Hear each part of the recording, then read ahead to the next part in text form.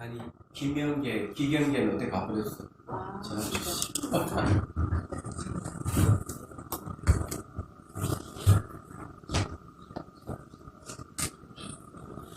자, 같이 합시다. 기경계 생겨나이도 않고 소멸하지도 않고 동도 아니고 영혼도 아니고 오는 것도 아니고 가는 것도 아니고 다른 것도 아니고 같은 것도 아닌 영이법을 갖추신 분, 완전한 깨달음을 얻으신 부처님들 가운데 가장 훌륭한 설법자인 당신께 명예를 구합니다. 자, 363페이지로 전문시간에 이 무기를 취하는 나는 어떤 곳에서 왔으며 지금 무기를 수행하는 사람은 다른 어떤 곳으로 향해 갈 것인가, 이렇게 이제 간주해보라고 한 부분이 있죠. 자, 363페이지 읽어보겠습니다. 절대로 문자를 찾아서 인정하여 어지럽게 헤아리고 주의를 내지 마십시오. 이 말 왜 하는가? 앞에 뭐 좀 배우고 많이 알면 문명이 많고 적게 보면 적다 하는 부분이 있어요. 왜 이런 얘기를 하는가 하면은, 이유는 아주 간단한데, 책을 많이 이제 읽고 이러면은 분별심이 너무 많이 일어나가지고 문명이 많다는 거예요. 이런 책이 적으면 문명이 적다. 이런 이야기는 지식인에게 하는 이야기예요. 보통 사람에게 하는 이야기가 아니고, 좀 많이 아는 지식인들이 책을 많이 읽고 이래저래 분별하기 때문에 이제 그렇게 얘기한 거거든요. 여기에 이제 연안중이라는 분도 사대부고 학자고, 그러니까 이제 코칭을 좀 제대로 하고 있는 거죠. 여기도 좀 363회 첫 번째 주에서 그런 거예요. 문자를 찾아서 인정하지 말라, 주의를 내지 말라 하고 얘기를 합니다. 비록 주해가 분명하고 설명이 딱 들어맞는다 하더라도 모두가 귀신집의 살림살이입니다. 귀신집 살림살이라고 하는 것은 귀신집은 깜깜하다는 어둡다는 뜻입니다. 그럼 이와 비슷한 이야기를 하나 하죠. 덕산이라는 스님이 계셨는데, 이 덕산 스님이 이제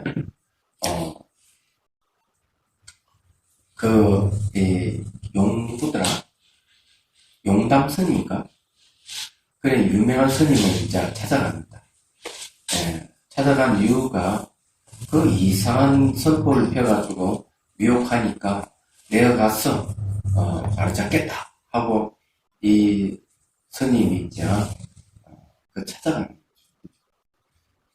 자기가 금강경에다가 주석을 한 금강경 소처를 이렇게 짊지고 이제 하는 거예요.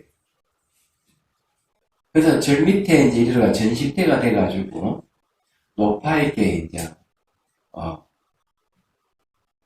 떡을 살려고 하니까 이렇게 얘기해요. 한마디에 던지는 거죠. 당신이 말이지 내가 질문한 대답하면 내가 점심을 그냥 주겠다고. 그래, 좋다고. 그 마음은 어디에다가 점을 찍어야 됩니까? 질문을 던지죠. 그게 점심이에요. 이 덕산 스님이 그 말 한마디에 말문이 딱 막혀버린 거죠. 우선 이런 걸 빨리 알아야 돼.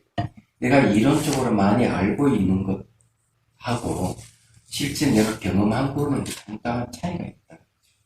덕산 스님은 그때까지는 그냥 학자였던 거예요. 실제 수행해가 수행 체험이 있는 것도 아니고, 그렇기 때문에 실제 이제 이 노파하고 대화에서 한마디 딱 막혀버린 거죠. 그래서 이제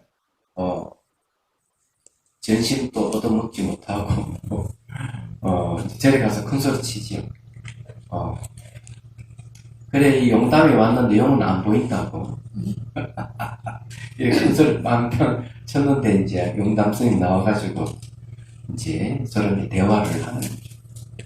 밤새껏 대화하고 이제 조소에 나가려고 이제 어, 문을 탁 열고 나가는데 깜깜해가 신발이 보이질 않아. 그래가지고 이 영감 스님이 이제 촛불을 켜가지고 이렇게 비춰주는 거죠. 이렇게 딱 주는 거죠. 그러니까 이 득산 스님이 촛불을 딱 잡으려고 하는 순간에 후 하고 불을 꺼버리는 거죠.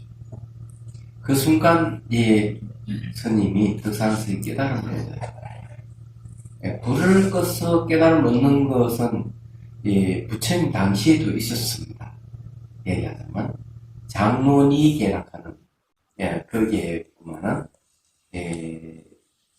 어느 그 비구니 스님이 이 비구니 스님은 출가를 어떻게 했는가 하면 부잣집 딸인데 그것이 그 하인하고 눈이 맞아가지고 야반 도주를 했어. 이 딸이. 그러니까 이제 첫째 애기가 태어날 때 이제 친정집에 가려니까 남편이 못 가게 해. 두 번째 다시 이제 애를 가져가지고 애를 낳으려고 친정집에 가려고 하는데 남편이 또 못 가게 해. 근데 그날 애기를 낳는 날에 그냥 천둥 번개가 치고 비가 옥수가 쏟아진 거예요. 애기를 낳고 또 보니까 벌써 남편은 그 나무에 깔려 죽은 거예요. 그래서 이제 큰 애기하고 작은 애기를 데리고 이제 친정집에 가는데 이게 겨울 물이 불어났단 말이에요. 그래서 이 둘 다 데려갈 수 없으니까 큰 애기는 놔두고 작은 애기를 안고 먼저 건너요.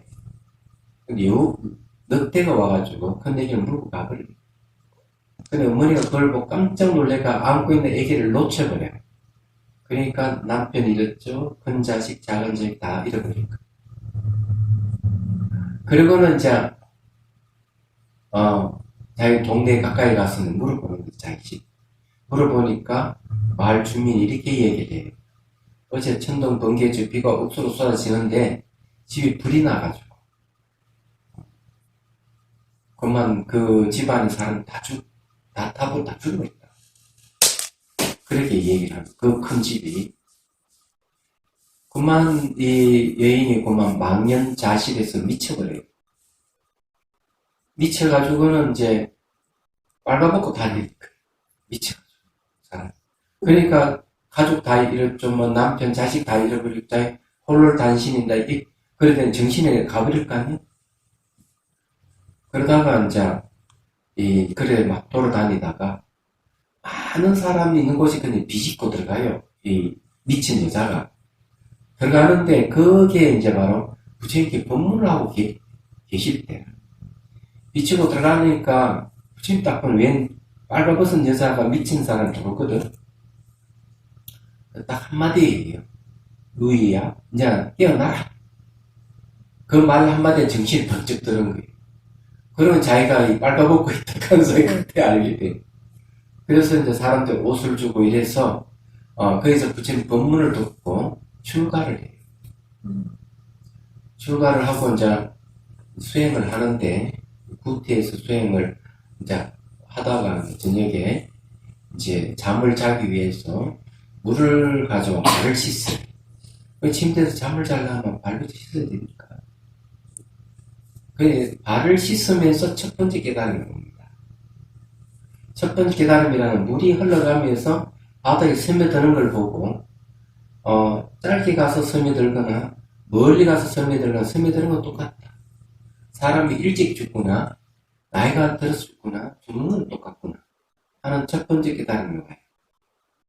두 번째는 이제 불을 끄고 이제 잠을 자기 위해서 불을 갖다 이렇게 푹 하고 끄는 거죠.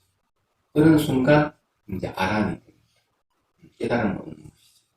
그래서 이 불 끄는 것은 이 용담 스님하고 덕산 스님의 사이에서 똑같은 현상이 생긴 거예요. 그래서 용담 스님이 덕산 스님 촛불을 받아드는 순간 훅 하고 끄는 순간 깨달음을 얻게 되죠. 여러분, 제가 이렇게 해도 깨달음은 안 오죠.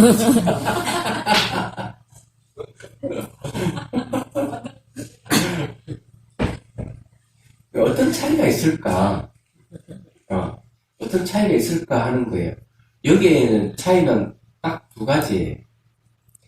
하나는 그냥 지식으로 많이 배운 상태와 내가 수행해서 경험한 거하고 차이가 있는 거죠. 차이가 있는데, 그래도 그 덕산 스님은 그래도 학자지만은 스님하고 밤새껏 몇 시간 동안 이 부처님 가르침에 대해서 저 주고받고 하다가 아마 그 사이에 뭔가 이 덕산 스님에게는 뭐가 온 거야. 쉽게 말해 이해가 생겨 뭐가 왔겠죠. 그래서 마지막 화룡정점이라고 불을 딱 끄는 순간 깨달음을 얻는 것이죠. 불이 꺼지는 거하고 깨달음하고 어떤 관계가 있느냐 하면 소리하고 똑같아요. 소리.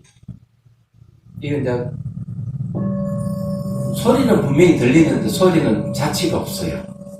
소리는 들리면서 소리는 자취가 없어요. 불도 분명히 푹 끌 때는 자취가 없는 거죠. 그래서 이게 이제 이런 걸 명확하게 하는, 이 현상이 있지만은 이렇게 마치 건립되어 있는 이 세계가 실제 있는 같이 보이는 것은 마음에 의해서 건립됐기 때문에 그렇습니다. 말과 생각에 의해서 건립된 세계는 시각적으로는 마치 고정되어 있는 것 같지만은 물리학적인 입장에 보면은 화학반을 일으키면서 순간순간 변하고 있는, 우리는 그걸 모르고 있는 거죠. 그런 걸 이제 요즘은 이렇게 훅 불을 끄는 걸 하고 비교해보면 알 수 있다. 이 물리학자들이 얘기하는 시선에 이게 딱 닿으면 원자, 분자가 막 튄다. 영향력 받아. 근데 우리는 시각적으로 그게 안 보인다는 거예요. 안 보이지만은 이렇게 훅 불을 끄는 순간 그걸 알 수가 있는 거죠. 그런 거죠. 초기 경전에도 비슷한 얘기가 있어요. 그러니까 이제 선방 앞에 꽃이 피가 있는데 어느 날 꽃이 진 거야. 스님이 그걸 딱 보고 깨달은 거예요. 무상에 대한 깨달음을 얻겠죠. 매체가 계속 피어있다 어느 순간 딱 문을 나서는데 보니까 꽃이 져가 있대. 잎이 떨어지고. 그걸 보고 깨달음을 얻는 거죠. 그거 마찬가지다. 자, 이제 이렇게 제가 해설을 붙였지만, 그래서 이제 이 자리는 어떤 자리인가 하면 만일에 굳이 말을 하라고 하면 이 자리에 대해서 얘기하면 이렇게 말씀드리겠습니다. 얻었다고 기피할 것이 아니다. 본래 가지고 있기 때문에. 잃었다고 슬퍼할 것이 없다. 본래 존재하지 않는 것이기 때문에. 그 자리는 그런 자리예요. 그래서 여기서 이야기하는 내용이 그러면 추해가 분명하고 설명이 딱 맞는다 하더라도 모두가 귀신쯤이 살살입니다. 이렇게. 그래서 그 덕산 스님이 그 다음날 자기가 건강경 소추 건강에 주석을 했던 이렇게 많은 책을 갖다가 법당 앞에다 내려놓고 불을 확 사지를 버리고 얘기합니다. 근데 그런 비슷한 사건이 한 20여 년, 30년 됐나? 그러니까 80년 초에 정화 스님이 자기 갖고 있는 책을 갖다가 절 마당에 내놓고 사지는 사건이 있어요. 저도 같이 이렇게 같이 태웠는데 그때 어떤 일이 있었는가 하면은 중앙성가대학의 스님들이 조계사에 쳐들어가서 총무를 점거해버렸어요. 점거한 이유는 다 간단해요. 지원해주기로 해놓고 총무원에서 지원을 해주지 않기 때문에 그래서 지원해달라는 항의로 데모를 한 거예요. 그런데 그래 한번 점거하고 돌아왔으면 되겠는데 1학년, 2학년, 3학년 이 스님들이 뭘 요구를 했는가 하면 안정적인 지원을 받기 위해서 저 봉원사를 중앙성가대학을 주시오. 이렇게 한 거예요.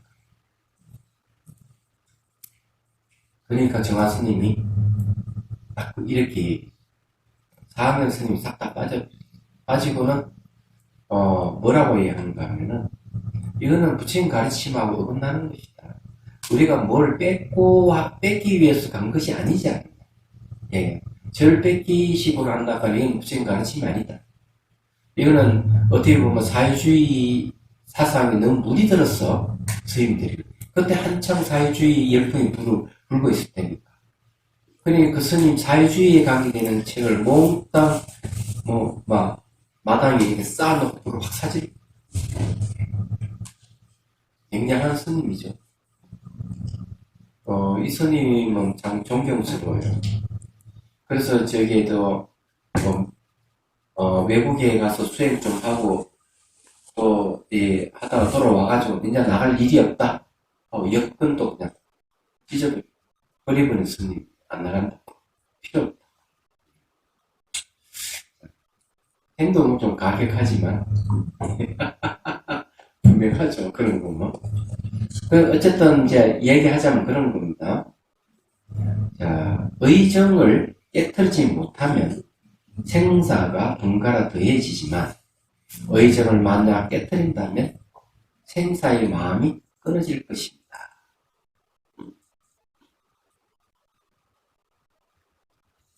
생사라 하는 것은 태어남과 죽음을 얘기하죠. 그럼 생사를 어떻게 정의하느냐면 이렇게 정의하죠.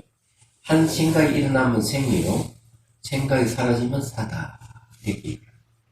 근데 우리는 여기에 조금 더 이해가 좀 필요해요. 그렇게만 이해하면은 바로 이렇게 이해가 되면은 좋겠는데 우리는 그걸 바르게 이해가 안 될 수가 있어요. 자기로부터 해가지고 온 우주계가 일어나고 사라진 생사에서 벗어나는 게 아무것도 없어요. 이걸 이해해야 돼요. 그래서 가깝게는 이제 재치기를 하게 되면은 정신 한번 착 갖다 돌아오죠. 이게 생사예요. 호흡도 숨을 내쉬고 들으시는 게 생사예요. 그리고 잠을 잘 때 잠에 푹 빠져들어서 들어가면 의식이 없어요. 그런 상태에 다시 또 새벽녘에 되면 의식이 깨어나죠. 이 생사예요. 좀 더 길게 얘기하면은 태어나서 일생을 사다가 죽는 걸 얘기해요. 이 생사예요. 그래서 그렇지만은 이 몸이라 하는 이 생로병사하는 이 몸은 전부 다 마음에 의해서 결정되는 거예요. 알고 보면 마음이 없으면은 육체 움직임도 없는 거죠. 생명이 없는 거죠. 마음이 있기 때문에 생명이라 할 수 있는데 이 생명의 작용으로서 생각도 역시 생겼다? 생사. 이게. 그래서 물질 현상이든 정신 현상이든 모든 것은 생사 아닌 게 없는 거예요. 그래서 여기서 얘기하는 게 의정을 깨뜨리지 못하면 생사가 번갈아 더해지지만 의정이라 하는 의심하는 의심하는 마음이죠. 정은 감정입니다. 의심하는 것은 감정이에요. 그렇죠? 그럼 뭘 의심하는가 하면은 바로 태어나고 죽음에 대해서 의심을 하는 거죠. 얘기하죠. 그래서 이 의정을 깨뜨린다 하는 것은 생사에서 벗어난다 이런 뜻이에요. 그래서 앞에 우리가 공부했던 대로 하면은 세상에 수많은 의심이 있다. 수많은 의심이 있지만은 자기 자신에 대한 의심이 가장 근본적입니다. 내가 태어나서 어디로 가느냐, 어떻게 왔고 어디로 가느냐 얘기죠. 이게 이제 앞에 우리 공부했던 내용들입니다.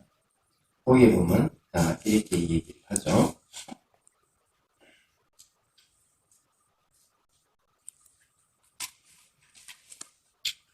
예.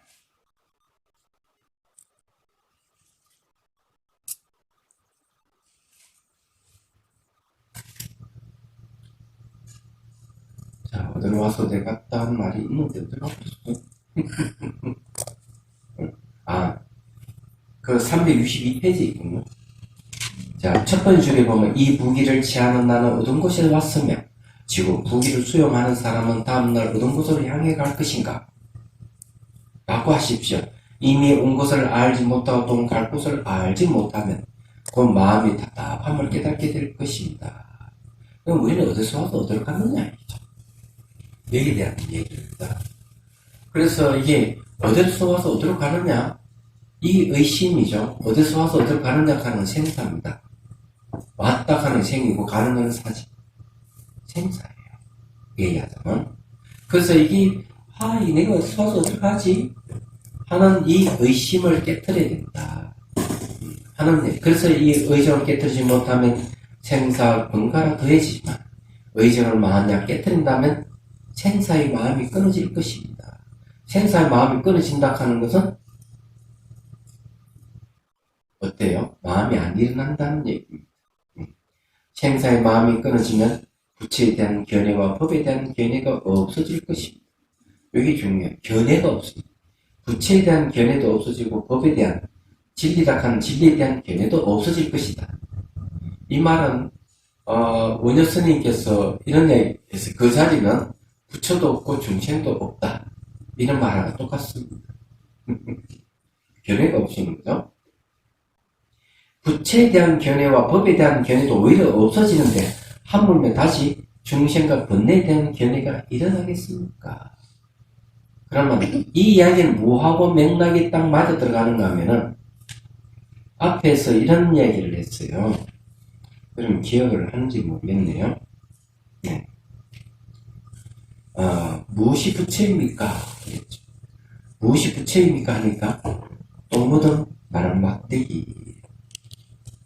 우리가 부처라 하면 무엇이 부처라고 얘기할 때는 거기에는 뭐가 있는 가 부처에 대한 견해를 갖고 있다는 거예요. 부처의 견해를 갖고 있기 때문에 똥 묻은 마른 막대기 이렇게 얘기하면 너 부처라 하면 견해 버려. 똥 묻은 마른 막대기와 아주 똑같아. 별로 없어. 이런 이야기예요. 우리는 명확하게 그걸 이해해야 됩니다. 모든 화두가 지향하는 점은 뭐냐면 그 사람이 갖고 있는 견해를 무너뜨린 데 있다. 내가 어떤 견해를 갖고 있으면 그 견해에 맞춰서 보려고 하죠.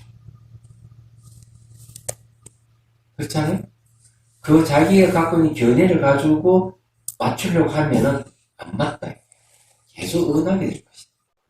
그러나 내가 갖고 있는 견해를 버리는 순간 두둥물을 맞지 않는 것이 없다. 왜 그럴까? 모든 존재는 원래 견해가 없기 때문에. 찻잔이 뭐 견해가 있습니까? 없잖아요. 책상에 무슨 견해가 있겠습니까? 저기에 난로가 무슨 견해가 있겠습니까?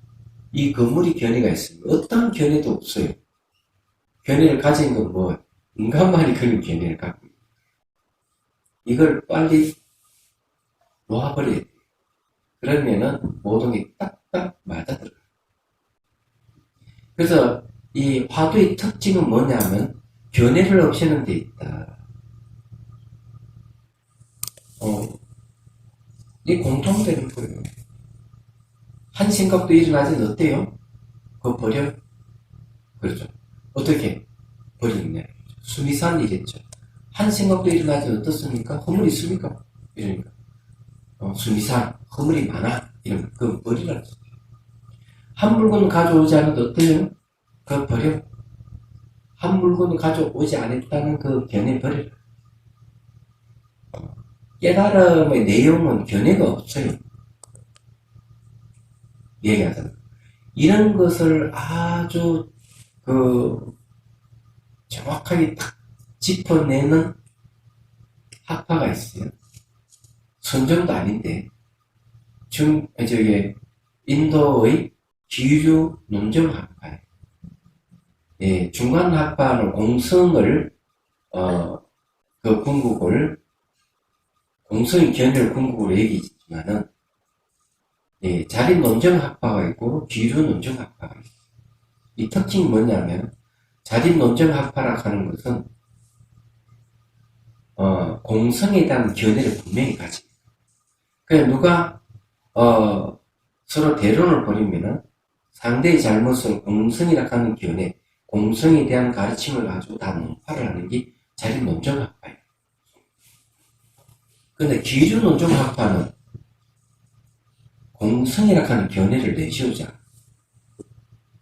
모든 게 공성이기 때문에 모든 공성이라면 그게 어떠한 견해도 없다 이렇게 주장해요. 그러면 상대가 어떤 견해를 가지고 대론을 하면은 어떻게 물리칠까?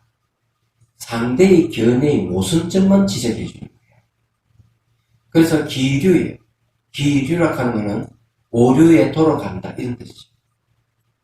그냥 상대가 주장한 그 논리가 오류로 돌아가게끔 하는 학파가 기류논정학파. 그래서 기류논정학파하고 자유논정학파하고 견주어보면 누가 더 수송하냐에 기류논정학파가 훨씬 더 수송해요. 왜 수송할까? 이유는 간단해요. 공성이라 하는 견해를 내세우지 않고 상대가 높아하는 거죠. 그래서 견해를 내세우지 않는 것은 공성이기 때문에 내세우지 않는 거죠. 한쪽에는 공성이라 하는 견해를 내세워서 상대를 높아하는데 자기는 어떠한 견해도 내세우지 않는 게 바로 공성의 뜻이라는 거죠. 단지 상대의 잘못된 오류를 지적만 하는 거예요. 그래서 이제 이 성종에서 주장하는 거, 화두 창국법학과 기류논정학파가 주장하는 게 거의 비슷한 취지예요. 잘 생각해보면. 그래서 선을 어렵게 생각하면 안 돼요. 간단하게 자기 견해를 버리게 하는 데 있다. 그게 이제 중요해요. 마음은 모양도 없고 색깔이 없기 때문에 마음에는 어떠한 견해도 없습니다. 원래 애초 없는 거예요. 예. 그렇게 이제 보셔야 돼요. 그래서 이게 의정이라 하는 건 생사에 대한 의심이죠. 생사에 대한 의심이기 때문에 생사의 의정을 깨뜨리면 생사가 없어진다. 이런 얘기예요. 말하자면. 자, 감설 보죠. 화두를 둘 때는 이론으로 헤아려 가져다 맞추려고 해서는 절대로 안 됩니다. 이론을 가져와 막 맞추려고 하면 안 됩니다. 아무리 훌륭한 이론이라 하더라도 모두가 귀신이 신나라 까먹는 소리에 불과하다. 귀신 신나라 까먹을 수 있을까? 불가능한 일이죠. 이게 된다. 화두 의정을 깨뜨리면 생사심이 끊어지고 나면 부처니 법인이 중생이니 번뇌니 하는 모든 문제가 일시에 해결된다. 이 말은 뭔가 하면 부처다, 법이다, 중생이다, 번뇌다 하는 것도 일어났다 사라졌다 하는 견해이기 때문에 그래요.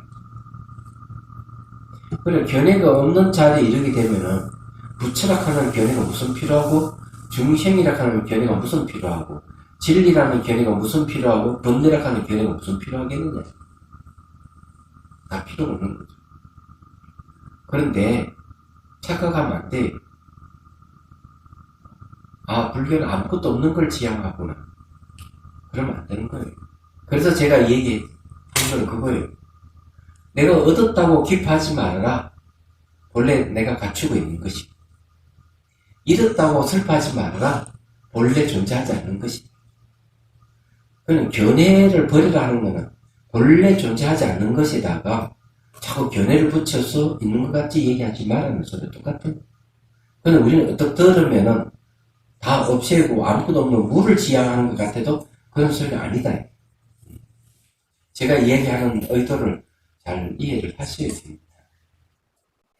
그러면 여기서 대승사가 얘기하는 이치가 분명해질 거예요.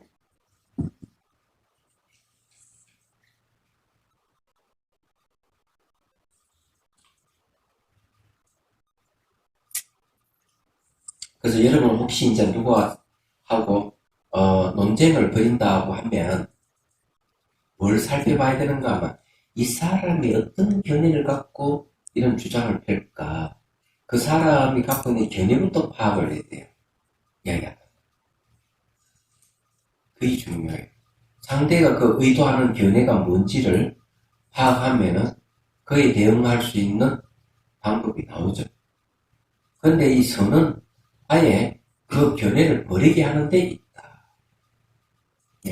그런 이제 이해를 하십시오. 자, 그 다음에 다만 답답한 마음을 가져다 간식을 위에다 옮겨 놓아서 한번 던졌어. 그대로 던진 상태로 나아가면 생사를 두려워하는 마음과 답답해야 하는 마음과 사랑하고 분별하는 마음과 청명을 짓는 마음이 자연히 행하지 않을 것입니다. 간식을 뭡니까? 똥 묻은 마른 막대기. 이거 중요한 거, 똥 묻은 마른 막대기 위에다 올려놓아라. 그러면 그러니까 똥 묻은 마른 막대기라 하나 파도 위에다가 당신이 알고 있는 생사를 두려워하고 마음이 답답하고 청명하다든지 뭐 사랑한다든 분별하는 모든 것 다 올려놓고 한번 잘 봐라. 거기에 뭐가 있겠느냐. 여기 딱 그런 청명을 짓고 뭔 알려고 하는 짓는 마음이 다 수독될 것이다. 똥 묻은 마른 막대기 뜻은 뭐냐면 뭐가 부처입니까? 똥 묻은 마른 막대기 이래듯이 부처락하는 견해도 버려. 이 세상에 가장 가치 있는 견해가 부처락하는 견해인데 그런 견해를 버리라면 다른 모든 견해는 어때요? 다른 모든 견해도 자연히 버리게 되는 거죠. 그러면은 혹시 이런 생각을 안 가져요? 아니 그런 견해가 없이 줏대가 없는 거 아닙니까? 그럼 어떻게 살아가겠습니까? 그죠? 그러면 이 얘기를 한 번 더 하고 가야 되겠네. 전번에 한번 얘기했는데 전번 시간에 똑같이 한번 그 얘기를 해보죠.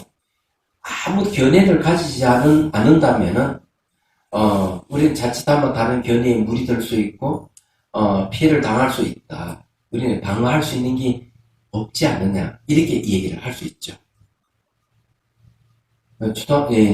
중학교 3학년 아이가 찾아와서 하는 얘기가 똑같은 얘기였어. 반원들하고 올리기 쉽지 않지만 아버지는 자꾸 올리라 하라고 해서 좀 고민 중입니다. 자기 반장이기 때문에. 그럼 너 왜 올려고 하지 않느냐? 이 애들은 소갈머리 없는 놈, 줏대가 없는 놈들입니다. 좋은 신발 신고, 그 다음날 다른 애들도 따라서 그 신발 사 신고, 좋은 티셔츠가 있으면은, 따라서 그 옷을 사 입고 온다는 거예요. 저런 애들하고 어떻게 같이 놀 수 있습니까? 이렇게 나한테 얘기를 하는 거죠. 그래서 제가 이 얘기했어요. 세상에 세 부류의 사람들이 있다. 첫째 부류의 사람은 선악을 구분 못하는 사람들이 있다. 두 번째 부류의 사람은 악을 미워하고 선을 추구하는 사람이 있다. 세 번째 부류는 선악을 구분 못하는 사람들을 같이 살면서도 물들지 않는 사람이 있다. 너는 이 세 부류 중에서 어떤 부류가 좋냐? 세 번째 부류가 훨씬 좋습니다. 그래서 제가 이 얘기했어요. 그러면 선악을 구분 못하는 사람 같이 살면서도 물이 들지 않으려면 내락하는 생각을 확 버려야 돼. 딱 이러니까 이 아이가 딱 반론을 펴는 게 그런 나락하는 걸 버리면은 애들이 그 소갈머리 없는 애들의 주장이 제가 물이 들지 않습니까? 내가 방어할 수 있는 건 있어야 되지 않느냐? 내가 있어야 방어를 하지. 내가 없으면 물이 들지 않습니까? 하고 질문을 던졌던 거죠. 그래서 제가 그런 얘기를 했습니다. 진성스님 어떻게 대답할 거예요?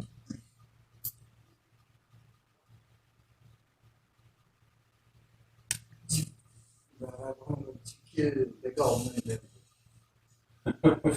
내가 없는데 물들 놈이 어디 있겠느냐? 그죠? 내가 있으면 방어한다든 물이 든다는 건 있지만 내가 없으면 물들 자체가 없는데 그래서 그 문제를 그렇게 제시를 해요. 똑같습니다. 견해가 없으면은 남들에게 물이 들지 않겠느냐.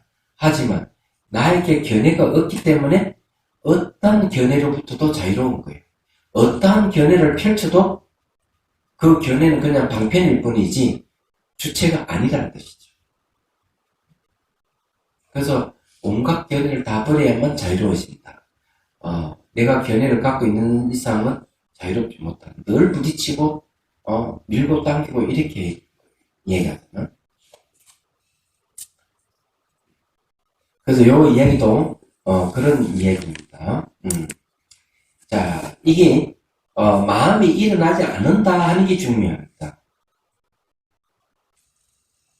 왜 그러냐면은 붓다리 가르침을 혹도 잘못 오해해가지고 불교는 마음도 다 죽이버려 아무것도 없는 다 없애버려야 된다 이렇게 생각하는 사람이 있어요. 그건 잘못이에요.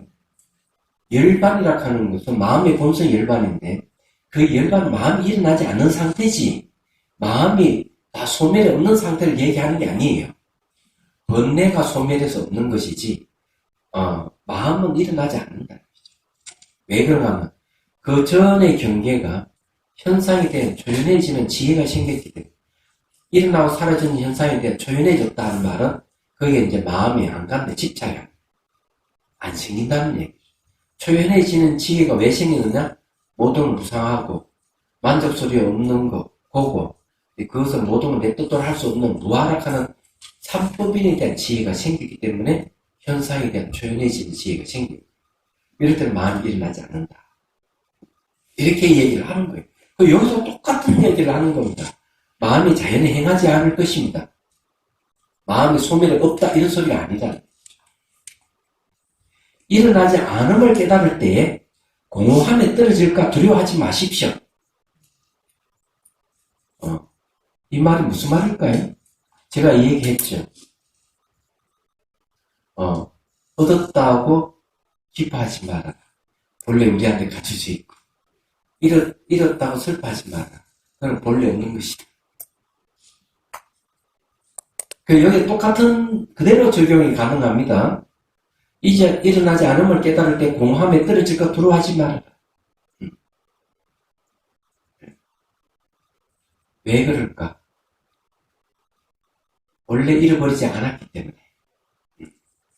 그래서 혼련이 던져진 곳에서 소식이 끊어지고 나면 평생 동안 경사스럽고 유쾌함을 이기지 못할 것입니다. 어느 큰 스님이 진짜 열심히 정견을 했어.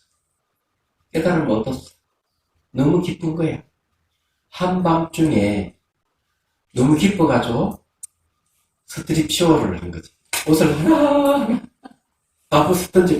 너무 기뻐가지고 기쁨을 이기지 못. 그런데 알아줄 사람 아무도 없는 거야. 혼자 깨달았어. 그러고는 암자에서 한밤에 냈다 뛰어가 큰 데가 내려갔다가 그 기쁨이 안 사라지니까 또 냈다 뛰어 또 올라가고 이래 했다는 거지. 너무 기뻐가지고. 근데 큰 스님 이름을 얘기를 안 하겠습니다. 남쪽에 어떤 큰 스님 계셨던 큰전에 암자에 계셨던 스님이었어요. 이름이 유명한 스님입니다. 그래서 그런 거 여기에도 그 얘기하는데요. 혼란에 던져진 곳에서 소식이 끊어지고 생사심이 끊어졌다는 거죠. 얘기하자면. 그러면 그 유쾌함이 있지 못한다.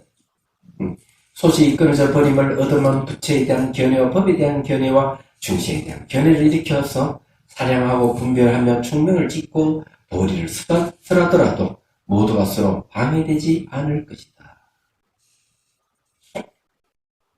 그래서 이제 이 화두를 드는 목적이 어디 있는지 분명히 알 수가 있는 거죠. 화두를 드는 이유가 뭐냐? 이러면 모든 견해를 없애기 위해서 화두를 드는 거죠. 그럼 화두는 어떤 역할을 하느냐? 이러면 그 사람이 갖고 있는 견해를 없애는 데 있다. 이게 화두 드는 목적이에요. 근데 다들 이런 도리는 안 가르쳐줘요.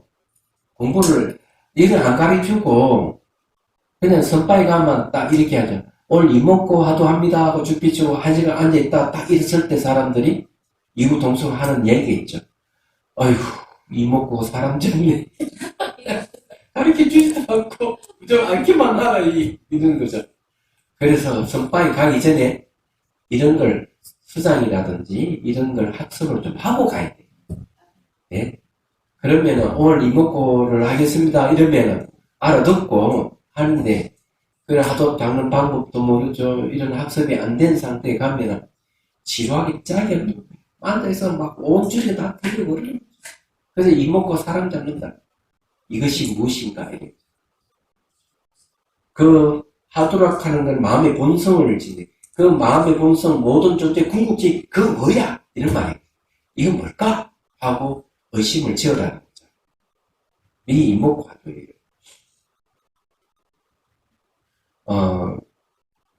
그래서 이제 여기서도 이제 그런 얘기입니다. 자, 강설 하도 타파를 통한 선불계 궁극의 경지는 하도 일림이 돼야 천 가지 생각과 만 가지 문제가 다 사라지고 의식과 사랑 저편을 넘어 더 이상 사변이 되지 않는 경계에서 확철되어 한 것이다. 확철대오를 통과한 뒤에는 부처와 중생에 대한 견해뿐만 아니라 세상의 온갖 견해와 은서를 논하더라도 모두가 진리에 맞고 도에 맞고 정법에 맞게 되어 있는 이치가 견해를 다 버려버리니까 다 맞는다 이 말이에요. 그래서 해능대사는 삿된 사람은 정법을 말하더라도 모두 사법이 되며 바른 사람은 사법을 말하더라도 모두가 정법이 된다라고 해요. 그 사람의 견해가 바르냐 안 바르냐 중요해요. 견해가 바르면은 삿된 걸 가져와 얘기도 또 바르게 되고 견해가 바르지 못하면은 아무리 정법을 얘기도 삿되게 얘기하게 돼 있는 거예요. 그러면 어떤 게 바른 견해냐면은 어떤 견해도 취하지 않는 것이 바른 견해다. 왜? 존재의 근원이 공성이기 때문에 공성에는 어떤 견해도 없기 때문에 마음의 본성이 공성이거든요. 그냥 마음의 본성은 어떤 견해도 없기 때문에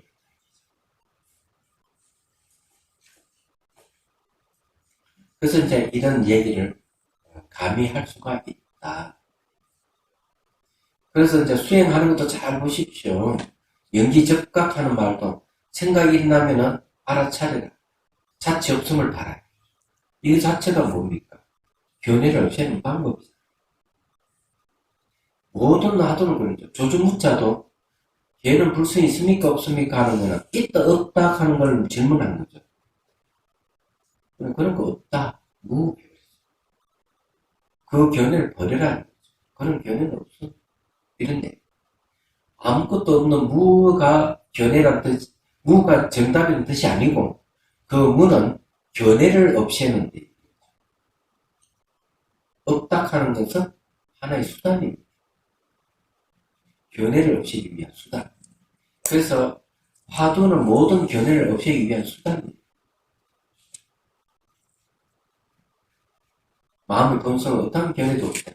견해가 있다 하는 것은 생각이 일어났다는 얘기고 마음이 움직였다는 거죠. 그죠? 그래서 이제 우리가 이제 알아야 될 게 있다.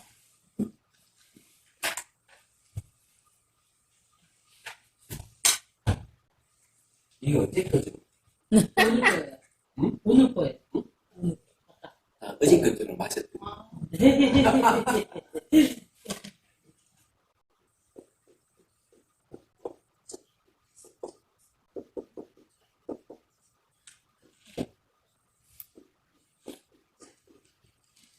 이 기본 원리를 알면 좋아요.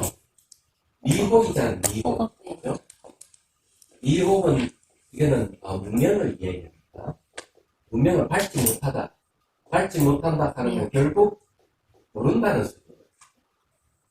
무지하게.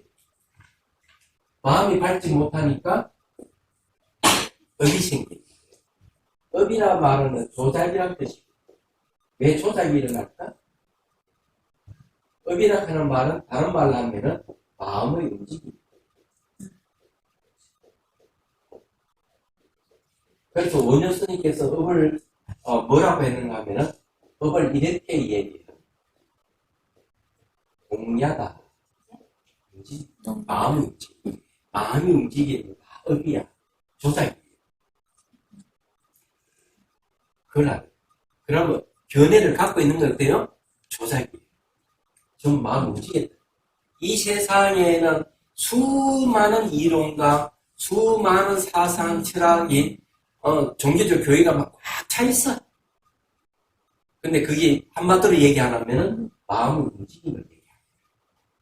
이런 마음의 움직임이 있으면은 반드시 괴로움이 있다. 이게 괴로움이죠. 괴로움이 생기면 반드시 다 사람이 또 미혹해져. 미혹하면 또 업을 짓는 거야. 업을 지으면 또 괴롭고, 괴로우면 또 미혹해지고, 이걸 윤회라고. 이 윤회를 딱 세 가지로 얘기했지만, 널터리면은 12연기가 돼요. 12연기를 과거, 현재, 미래로 나눠가지고 설명합니다. 이게 이거예요. 근데 간단하게는 법고를 얘기합니다. 12개의 고리, 무명, 행식, 명식, 유기, 족수, 예치, 유, 생도사 12개의 고리를 딱 3개의 고리를 딱 설명할 수 있는 이거예요. 여기서 주목해야 될 점이 뭐냐? 미혹하지만 마음의 움직임이 있다. 그 마음의 움직임이 저게 뭐냐? 하니까 사상, 철학, 종교적 교의 각가지 변해져요. 예? 사상, 철학, 종교적 교의 이런 게 다 들어가는 거예요. 마음의 움직임. 그래서 미혹에 사라져 버리면은 이런 사상, 철학이 다 사라져 없는 거예요. 그래서 성가에서는 아예 이걸 갖다가 딱 이런 식으로 화두를 들어서 한 번에 날려버리는 거죠. 얼마나 방법이 간단해? 기가 막히잖아요. 그래서 여러분들이 누구하고 대화를 하고 뭘 하더라도 제일 먼저 파악할 것은 이 사람은 어떤 견해를 갖고 얘기를 하고 있는가. 이거부터 파악을 해야 됩니다.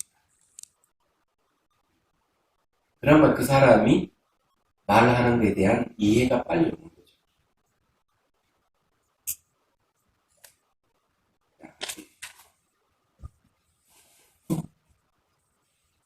아니, 부처님이 올린 게 훨씬 더 맛있어. 이거 맛있으니까.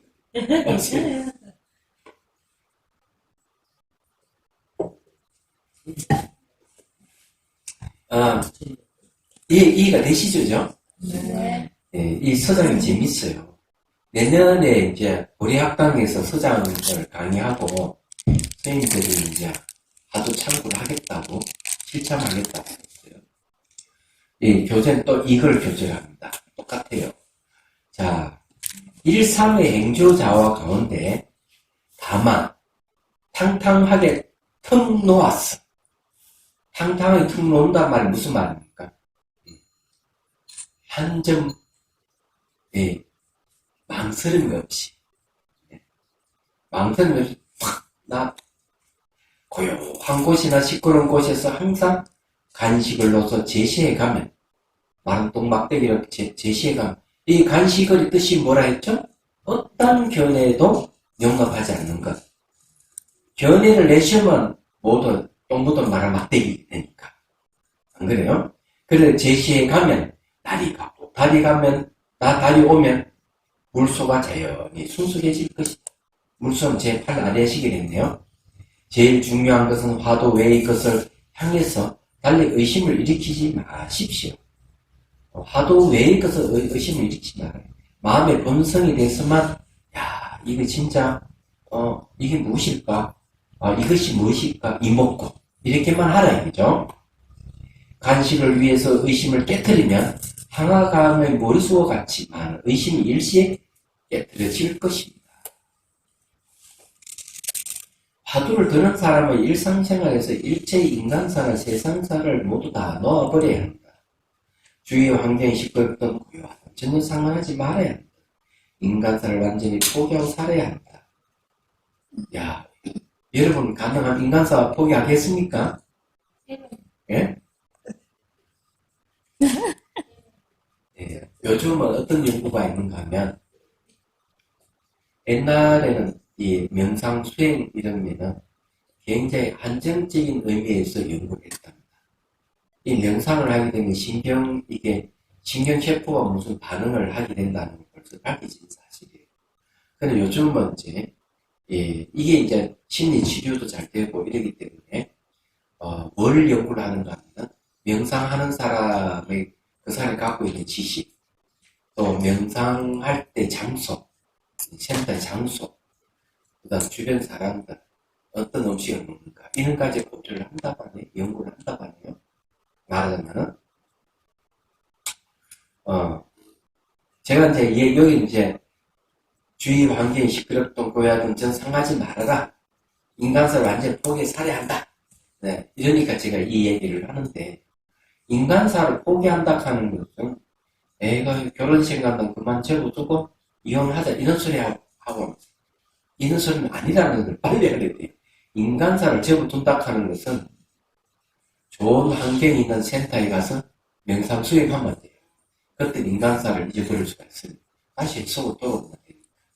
그래서 이게 한국 사람들은 이 출가자가 아닌데도 불구하고 미얀마 같은 데 가서 단기 출가를 해요. 학생들. 그래서 일정기 3개월, 1년, 1년 수행하다 다 돌아오는 거죠. 그때는 인간사를 다 잊어버려요. 그런 장소가 대한민국에 어디 있을까? 네.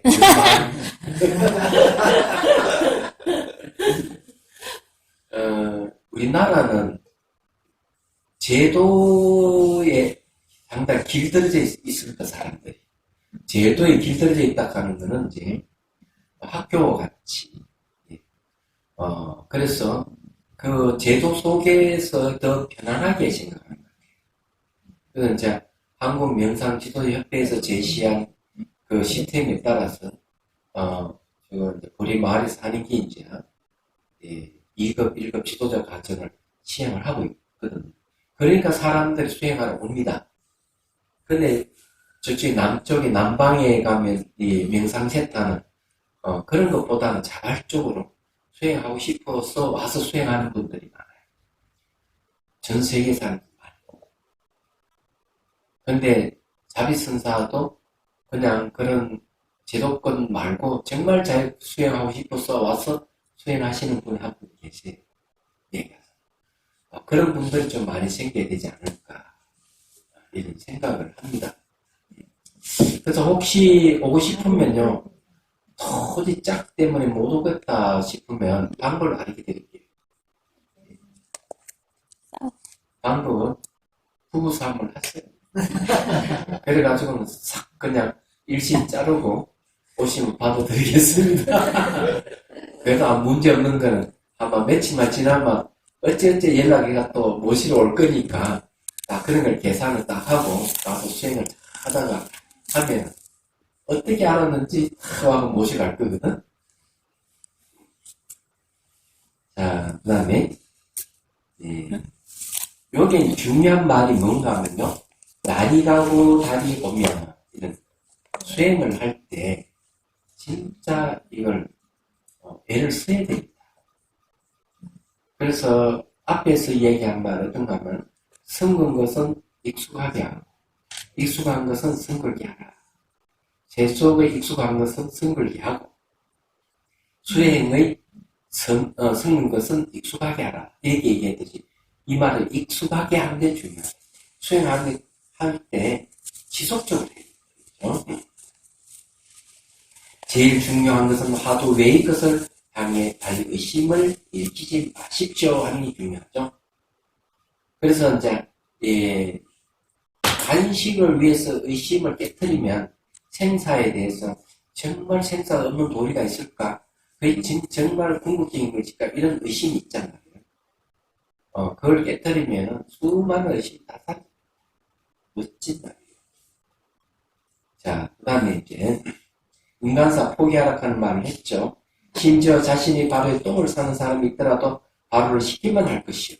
똥을 싼 사람을 시비할 생각을 해서는 안 된다고 고인들이 말씀하셨다.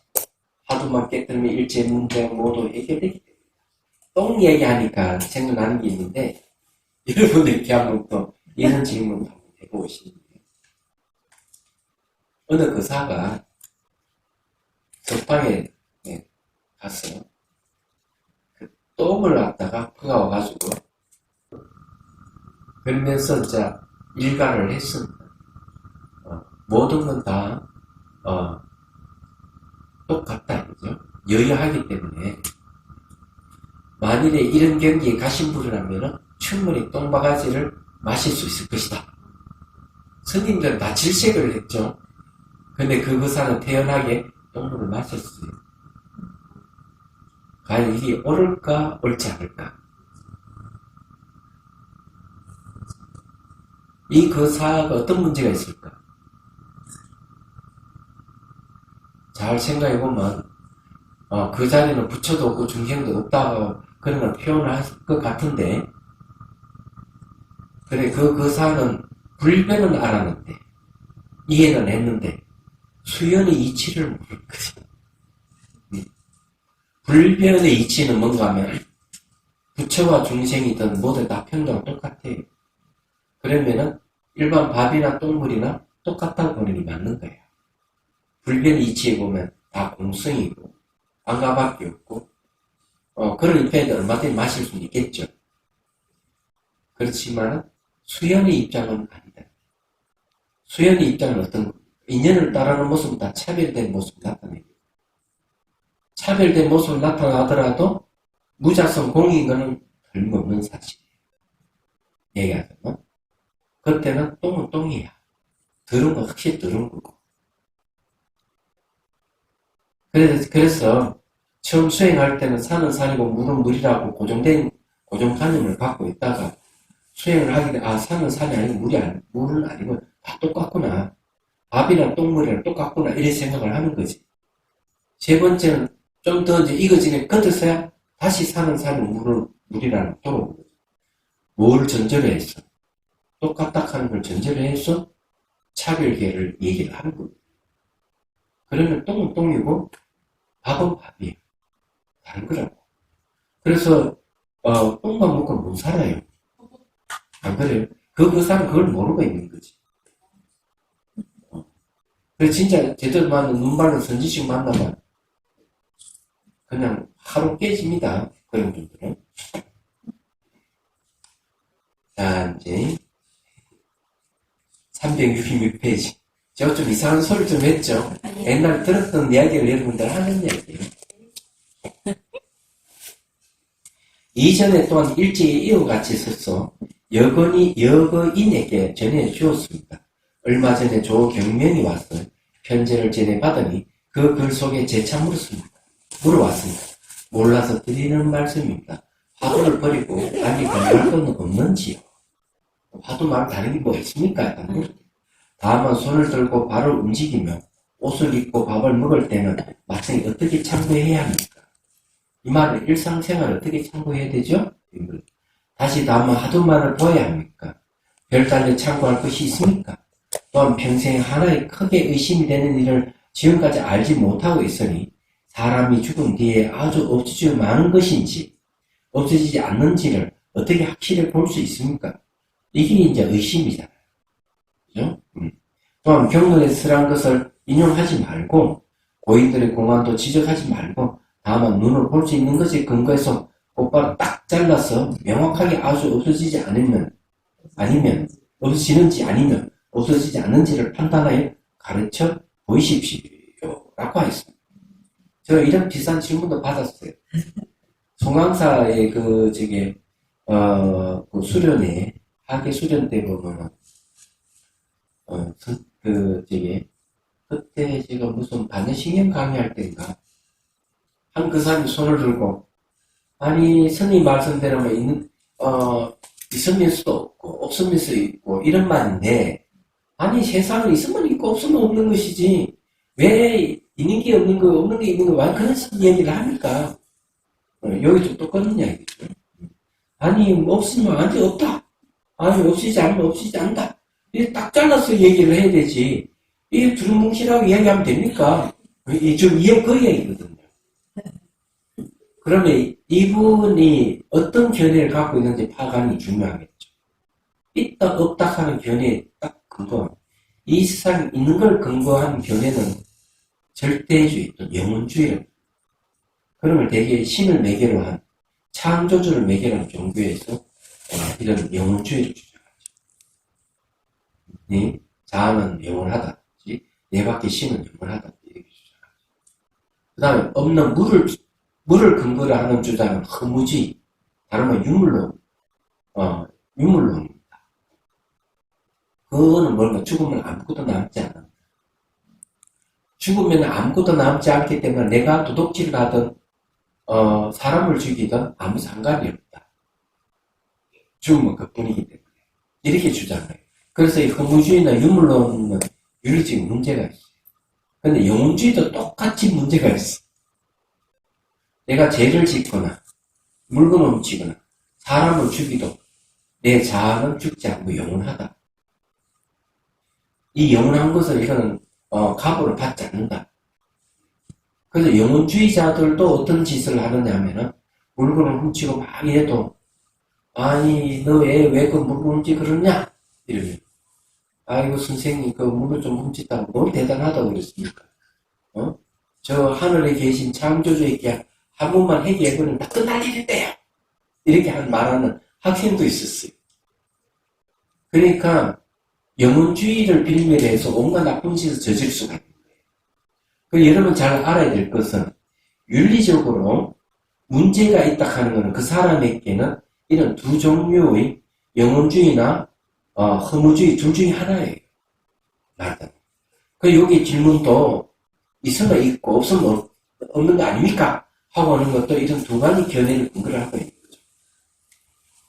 자, 이제 그가 이와 같이 말하는 것을 살펴보니 도리어 선너 집 사는 시골 구석에서 아무런 일도 없고 또 허다한 똥덩이 같던 사람 분별과 망상 번뇌가 없어서 죽게 되면 그대로 죽어서 언뜻 벗어나 버리는 것만 갖지 못합니다. 이거는 진짜 비판하는 거죠. 잘못 생각하고 있다 이분이. 의심이 나서 나한테 이렇게 질문하지만 하도 하나를 탑하면 다 문제 해결되는데 거기에 있어서 이렇게 저렇게 의심을 하니 참으로 답답합니다. 이렇게 얘기하는 거죠. 자, 이제 무비스님도 그런 얘기입니다. 성녀 생활도 오랫동안 하다 보면 가끔은 번민이 생기고 갈등도 있을 수 있다. 특히 참선 공부는 아무리 해도 진척이 없고 10년, 20년 망상과 혼치만 무수하다 보면 갈등이 생기는 것은 당연하다. 장주도 수행의 다른 길을 모시가고 싶은 마음도 있고 또 사후가 아주 없는지 아니면 무엇인가 있어서 윤회를 하는지에 대해 의심을 품고 있다. 경론이 많이는 남의 말을 인용하지 말고 딱 부러진 대답을 하라고 대성사를 바꾸치고 있다. 그것도 눈앞에서 보는 것처럼 분명히 알 수 있도록 하라는 것이다. 진로 진지하게 참선해본 사람은 누구나 이와 같은 고민과 갈등하였을 것이다. 그런데 이에 대해 대성사는 공부하는 사람으로서 그와 같은 부질없는 생각을 하는 것은 차라리 시골 구석에서 무식하게 등 따숩고 배부르면 그것을 만족하고 하루하루 단순히 순박하게 살아가는 사람만 못하다고 가르치고 있다.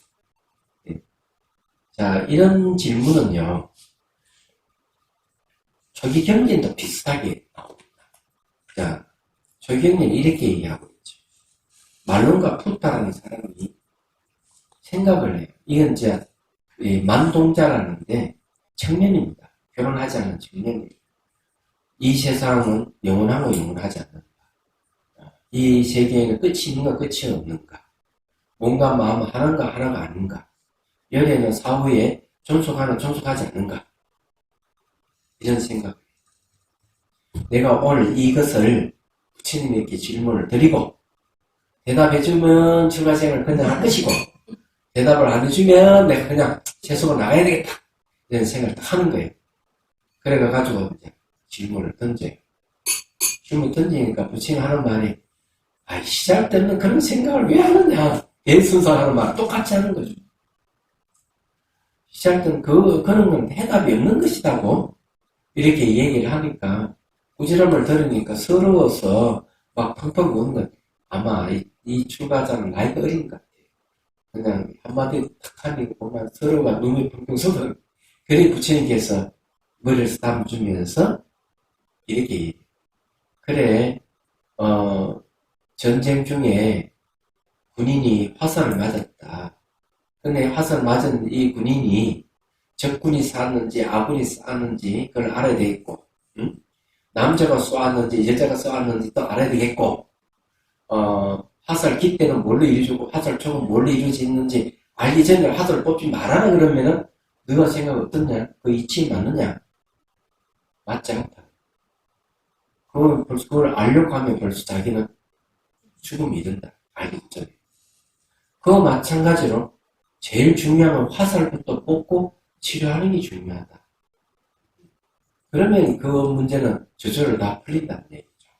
그와 마찬가지로 우리는 쓰잘데없는 질문을 막 하게 되는데 우선 화살부터 뽑는 게 중요하다. 그럼 그 화살이 뭘까? 보르헤스라는 소설가가 있어요. 보르헤스는, 이분은, 이 사람이 유명한 사람이에요. 소설가인데, 예, 세계 지성사에 많은 영향을 준 사람입니다. 말년에 이제 이게 장님이 돼요. 그러면서 강단에 있어서 불교 강의를 하면서 지금 도가사에 대한 얘기를 하면서 내가 생각하는 이 도가사는 바로 자락한 도가사입니다. 자락한 도가사를 뻗어리면 된다 하는 뜻으로 자기는 이해하고 있다. 이렇게 얘기를 하고 있어요. 그래 어쨌든요, 이 씨알 뜯는 질문을 화두를 들고 실험을 한다. 간식을이라 하는 이 화두를 들고 모든 사랑 분별을 인리, 음리 하는 이런 것들을 거기 관식을 위에 올려놓고 실험을 하면은 모든 견해가 다 사라지고 문제 해결된다 하는 게 대승사의 이야기입니다. 질문 있습니까? 네, 하십시오.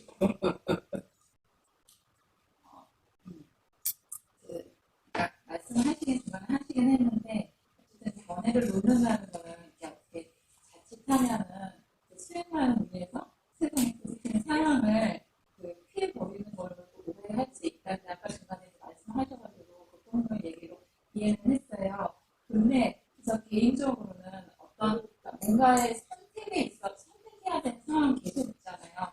선택해야 되는 상황에서는 개인적으로는 확장된 시야와 매 순간 그 현재를 보는 힘이 필요하다고 생각을 하는데 그래도 뭔가 그 선택에 있어서 내가 그래도 다르게 선택을 하려면 또 한편으로는 거기에 개인적으로 자비심이나 이런 마음이 있으면 훌륭한 선생이 된다고 생각을 하는데 거기서 어떤 시각을 기준으로 선택해야 되는지 제가 이제 불변과 수연을 얘기했죠. 자, 이 불변과 수연에 잠깐 얘기 좀 하죠. 불변은 바뀌지 않는다는 거고, 자, 인연을 따르는 것은 어때요? 인연을 따른다.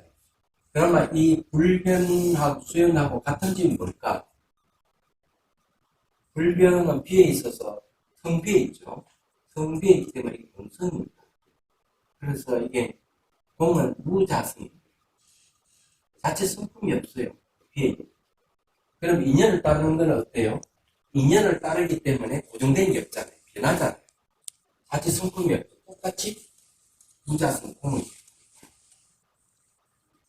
얘기하면 그러면은 내가 어떤 판단을 해야 되고 선택할 일도 그 본질은 무자성 공인 건 분명한 사실이에요.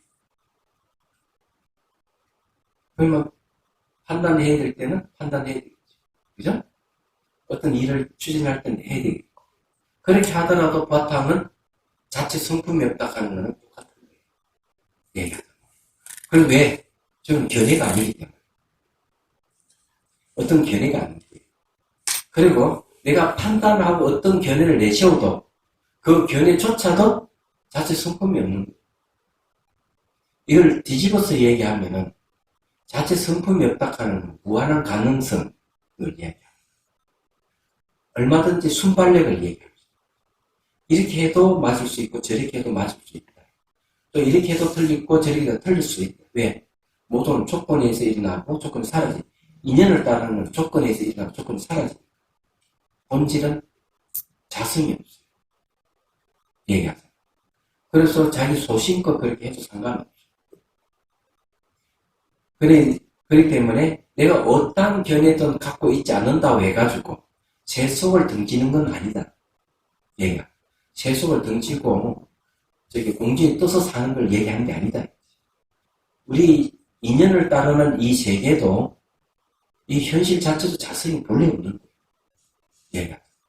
그래서 불교는 현실을 부정하는 종교가 아니에요. 그래서 이 세계를 어떻게 봐야 되는가? 환과 같다고 보는 거예요. 환연과 같다고 보는 것이지 환이다 이렇게 보는 건 아니에요.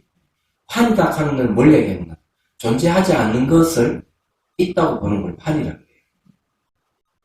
환연과 같다고 얘기하면 현실 다 인정하지만 내장은 실체는 없다 이렇게 보는 거예요. 두 개는 확연히 차이가 나는 거죠.